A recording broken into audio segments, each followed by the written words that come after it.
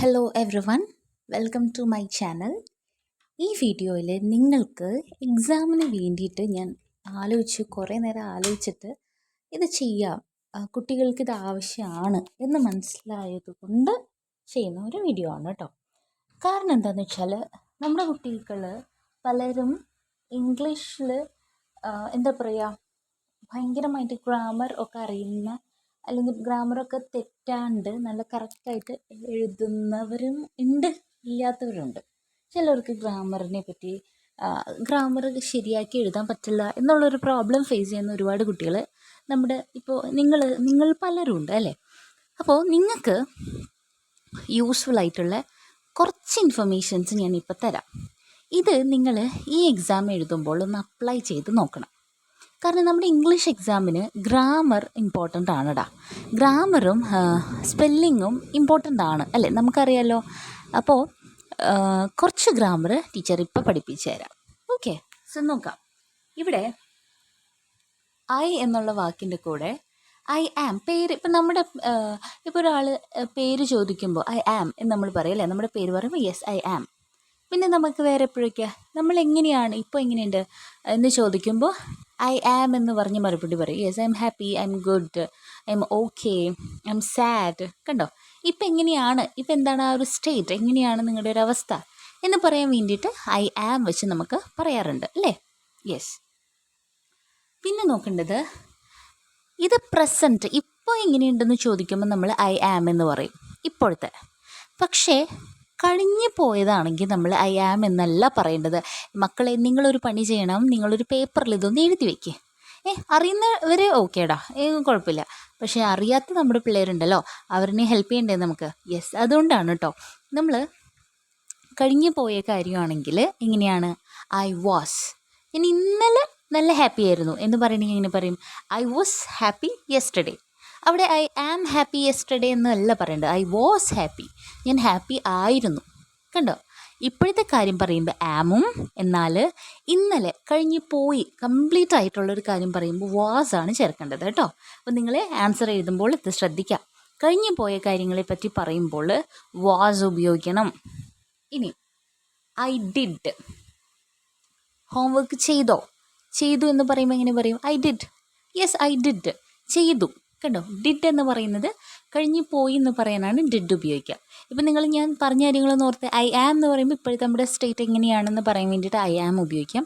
കഴിഞ്ഞു പോയ കാര്യത്തെ പറ്റി പറയുമ്പോൾ ഐയുടെ കൂടെ ഉപയോഗിക്കേണ്ടത് വാസ് ആണ് അല്ലേ. പിന്നെ ചെയ്തോ എന്ന് ചോദിച്ചാൽ ചെയ്തു എന്ന് പറയാനായിട്ട് ഐ ഡിഡ്. അവിടെയും ഡിഡ് എന്ന് പറഞ്ഞാൽ കഴിഞ്ഞു പോയതാണ്.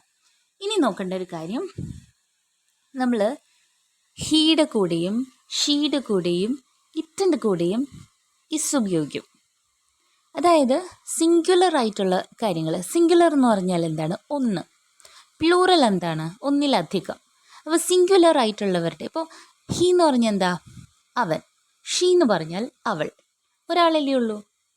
അപ്പോൾ ഇവരുടെ കൂടെ ഉപയോഗിക്കുന്നത് പ്രസൻ്റ് ആയിട്ടുള്ള കാര്യം, ഇപ്പോൾ ഉള്ള കാര്യം പറയാനായിട്ട് ഉപയോഗിക്കുന്നത്, അല്ലെങ്കിൽ പ്രസൻറ്റ് കാര്യങ്ങൾ പറയാൻ ഉപയോഗിക്കുന്നത് ഇസ്സാണ്. ഇപ്പോൾ അവൻ ഹാപ്പിയാണ് എന്ന് പറയുമ്പോൾ എങ്ങനെ പറയും? നിങ്ങളൊന്ന് പറഞ്ഞു നോക്കിയാൽ. പ്രസൻറ്റ് കാര്യങ്ങൾ പറയാൻ ഉപയോഗിക്കുന്ന ഇസ്സാണെന്ന് ഞാൻ പറഞ്ഞല്ലോ. അപ്പോൾ അവൻ ഇപ്പോൾ ഹാപ്പി എന്നെങ്ങനെ പറയാ? ഹി ഈസ് ഹാപ്പി എന്ന് പറയും. പക്ഷേ അവൻ ഇന്നലെ ഹാപ്പി ആയിരുന്നു എന്നെങ്ങനെയാക്കും? He was happy. അവൾ ഇന്ന് ഹാപ്പി ആണെങ്കിൽ ഷീ ഈസ് ഹാപ്പി. ഇന്നലെ ഹാപ്പി ആയിരുന്നു എന്നാണെങ്കിൽ ഷീ വാസ് ഹാപ്പി. ഇന്ന് മഴ പെയ്യുന്നുണ്ട് എന്നെങ്ങനെ പറയും? അല്ലെങ്കിൽ ഇന്ന് മഴ ദിവസമാണ് എന്നെങ്ങനെ പറയാ? ഇത് ഒരു മഴ ദിവസം എന്നൊക്കെ ആകുമ്പോൾ it is A rainy day. It is A rainy day അല്ലേ. സോ ഇന്നത്തെ കാര്യം നമ്മൾ പറയുമ്പോൾ അവിടെ ഇസ് ഉപയോഗിക്കാം. പക്ഷേ ഇത് കഴിഞ്ഞു പോയെന്ന് പറയുമ്പോൾ ഹീയുടെ കൂടെ വാസ് ഉപയോഗിക്കണം, ഷീയുടെ കൂടെ വാസ് ഉപയോഗിക്കണം, ഇറ്റിൻ്റെ കൂടെയും വാസ് ഉപയോഗിക്കണം. ഓക്കെ.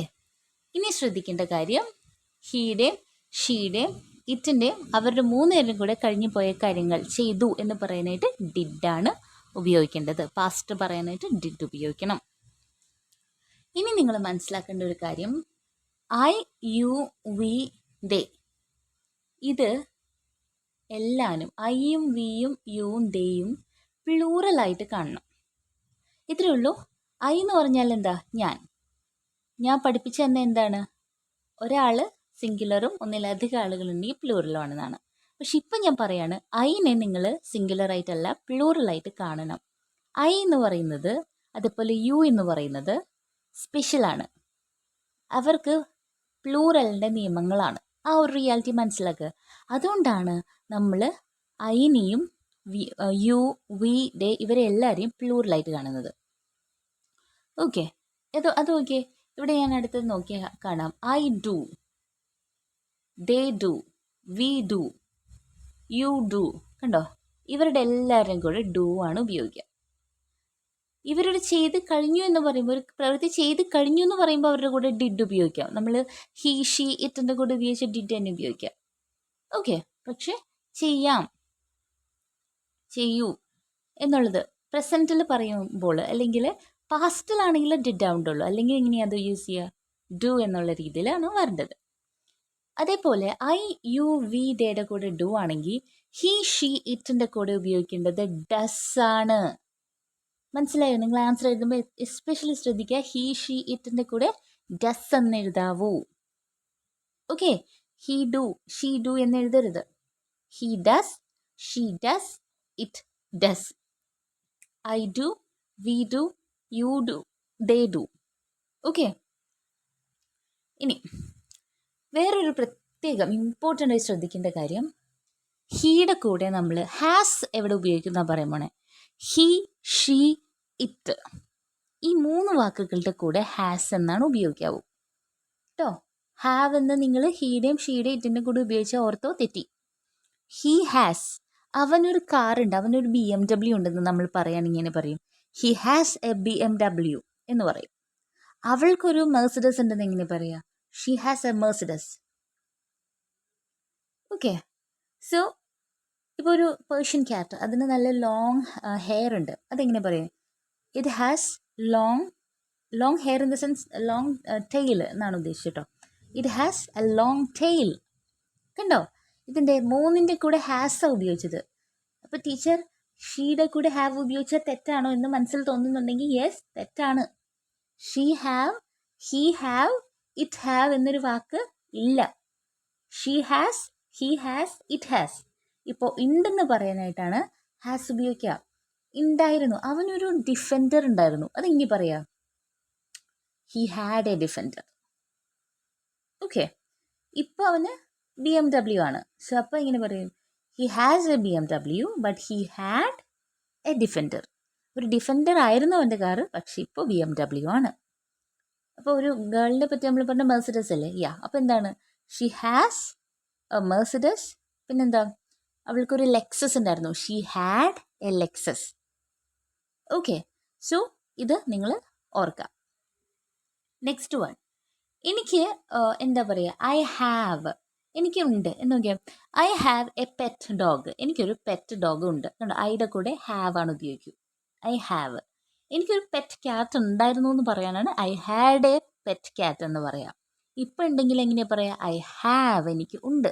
മക്കൾ ചെയ്യുമ്പോൾ എങ്ങനെയാണ് പറയേണ്ടതെന്ന് പറയട്ടെ, നിങ്ങൾ പഠിക്കുമ്പോൾ നിങ്ങൾക്ക് ഉള്ളത് വെച്ചിട്ട് ഈ ഹാവും ഹാസൊക്കെ ചെയ്ത് പഠിക്കുക. അപ്പം നിങ്ങൾക്കത് കിട്ടും. നിങ്ങൾ ഒരു ഇച്ചിരി കഷ്ടപ്പെട്ടാൽ, ഒന്ന് ഇത് പഠിച്ചാൽ നിങ്ങൾക്കിത് ലൈഫ് ലോങ് ഒരു ഗ്രാമർ തെറ്റും ഇല്ലാണ്ട് ഇത് ഉപയോഗിക്കാൻ പറ്റും. അതിനാണ് ഞാനിപ്പോൾ ഇത് പഠിപ്പിക്കുന്നത്. കുട്ടികളെ നിങ്ങൾ എക്സാം എഴുതുമ്പോൾ ഇത് തെറ്റ് വരുമ്പോൾ, ഇതിപ്പോൾ ഞാൻ നിങ്ങൾക്ക് പറഞ്ഞു തരുമ്പോൾ ഇത് എത്ര പേർക്ക് യൂസ്ഫുൾ ആവും എന്നെനിക്കറിയില്ല.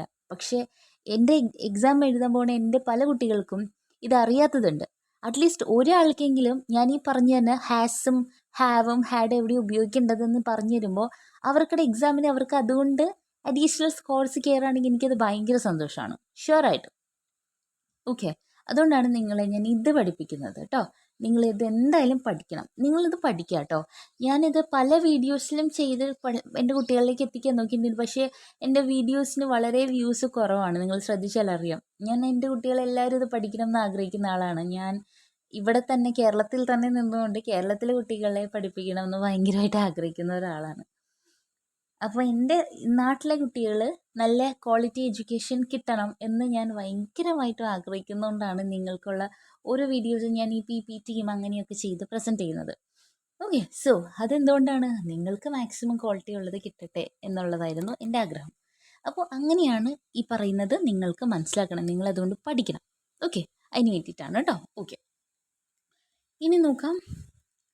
ഹി, ഷീ, ഇറ്റ് ഇതിൻ്റെ കൂടെ ഡസ്സാണ് ഉപയോഗിക്കുള്ളൂ എന്ന് പറഞ്ഞു.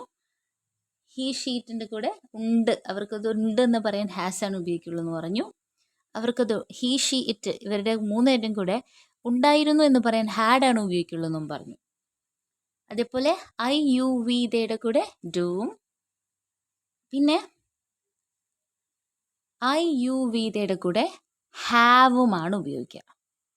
ഓക്കെ, എനിക്ക് ഒരു പെറ്റ് ഡോഗ് ഞാൻ പറഞ്ഞില്ലേ, അത് നമ്മൾ I have a pet dog. അവർക്കൊരു വലിയ വീടുണ്ടെന്ന് എങ്ങനെയാണ് പറയാം? അവർക്കൊരു വലിയ വീടുണ്ട്, they have a big house. ഞങ്ങൾക്ക് ഒരു എലിഫൻ്റ് ഉണ്ട്, അതെങ്ങനെയാണ് പറയുക? We have an elephant. മനസ്സിലായോ? നിന്റെ ചിരി നല്ല ബ്യൂട്ടിഫുൾ ആണ്, അതെങ്ങനെ പറയാം? You have a beautiful smile. കണ്ടോ, ഇവിടെ ഐ വി യു ദേ ഈ 4 വാക്കുകൾ ഞാൻ പറഞ്ഞപ്പോഴും ഹാവ് ആണ് ഉപയോഗിച്ചത് അല്ലേ? ഇപ്പോൾ ഉണ്ടെന്ന് പറയാനാണ് ഹാവ്, ഉണ്ടായിരുന്നു എന്ന് പറയാനായിട്ട് ഇവരുടെ എല്ലാവരുടെയും കൂടെ ഹാഡാണ് ഉപയോഗിക്കേണ്ടത്. I had, you had, we had, she had, he had, it had, they had. പിന്നെ പേരുകൾ പറഞ്ഞിട്ട്, ഇപ്പോൾ എൻ്റെ പേര് പറയുമ്പോഴാണെങ്കിലും പേര് കഴിഞ്ഞിട്ട് ഹാഡ്. ഓക്കെ, നിങ്ങളുടെ പേര് പറയുമ്പോഴും പേര് കഴിഞ്ഞിട്ട് ഹാഡ്. ഓക്കെ, സോ അങ്ങനെയാണ് വേണ്ടത്. അപ്പോൾ ഇത് നിങ്ങൾ ഈ വീഡിയോ കേട്ട കുട്ടികൾ ഈ എക്സാമിൽ എഴുതുമ്പോൾ ഈ തെറ്റുകൾ, നിങ്ങൾ ഇത്ര നാളും തെറ്റായിട്ടാണ് എഴുതിയിരുന്നത് എങ്കിൽ ഈ സെയിം മിസ്റ്റേക്സ് ഇനി റിപ്പീറ്റ് ചെയ്യരുത്. ഇനി നിങ്ങൾ എഴുതാൻ പോകുന്ന എക്സാമിന് ഞാൻ ഈ പറഞ്ഞ റിലേറ്റഡ് ഗ്രാമർ വരുമ്പോൾ അതെന്തായാലും നിങ്ങൾ ശരിയാക്കിയിട്ടേ എക്സാമിന് എഴുതാനായിട്ട് പാടുള്ളൂ. ഈ ഒരു വീഡിയോ ഇപ്പോൾ ഇത് പലവരും കണ്ടിട്ടുണ്ടോ? ഓക്കെ, ഈ ഒരു വീഡിയോ ഉപകാരത്തിൽ പെട്ടു, ഞാൻ ഇതേപോലെ എഴുതാൻ ഈ എക്സാമിന് ഞാൻ ശ്രമിച്ചോളാം എന്നുള്ള കുട്ടികൾ എൻ്റെ കമൻറ്റ് ബോക്സിൽ ഒന്ന് കമൻറ്റ് ചെയ്യണം കേട്ടോ. Okay, thank you for watching.